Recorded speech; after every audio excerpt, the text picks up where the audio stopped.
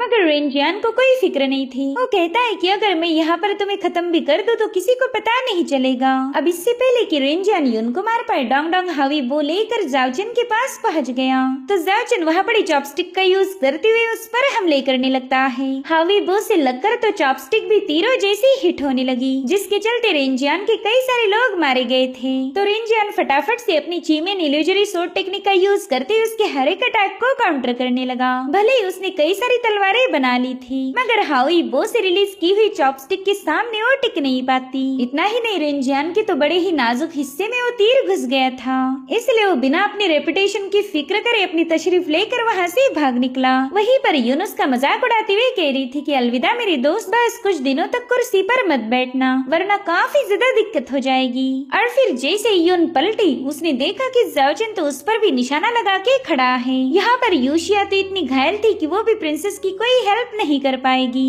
और रही बात कियानहुआ की, तो वो भी बुरी तरह से घायल होने की वजह से यहाँ पर मौजूद नहीं था। अब अगले सीन में हम देख पाते हैं कि जाओचन युन को अपने साथ एक केव में लेकर आया है। जाओचन ने उसके हाथ बांध के रखे थे और वो भी उसे वैसे ही चाकू से डरा रहा था जैसे कि युन ने उसे डराया था। साथ ही साथ उसकी गोदी में भी सिर रखता है, जिससे तो युन गुस्से में लाल हो गई। वो कह रही थी कि बस एक बार में आजाद हो जाओ, फिर देखना मैं कैसे तुम्हारा खून पीती हूँ। तो जाओचन कहने लगा, बाप रे, तुम तो प्रिंसेस जैसी बिल्कुल नहीं, ऐसी हरकतें तो बस चुड़ैल करती है, इसलिए आज के बाद तुम्हारा नाम होगा लिटिल विच। अगर तुम चाहती हो कि मैं तुमसे दूर हट जाऊँ तो जरा प्यार से बोलो। अब यहाँ पर युन को गुस्सा तो काफी आ रहा था, मगर वो कुछ कर भी नहीं सकती, इसलिए वो कभी उसे यंग मास्टर बोल रही थी तो कभी ब्रदर चेन। मगर जाओचन को इसमें से कोई टाइटल पसंद नहीं आया, इसलिए वो तो उठने के लिए तैयार नहीं था। हालांकि जब युन ने उसे मास्टर चेन बोला, वो तुरंत ही उठ गया। वो कह रहा था, यार लोग एकदम सही बोलते हैं, हर कुत्ते का दिन आता है। खैर चलो, आज मैंने अपनी जिंदगी के सबसे हसीन पल एंजॉय किए। इधर युन उसे बातों में उलझा कर एक शार्प पत्थर से अपने रोप्स को कट करने लगी थी,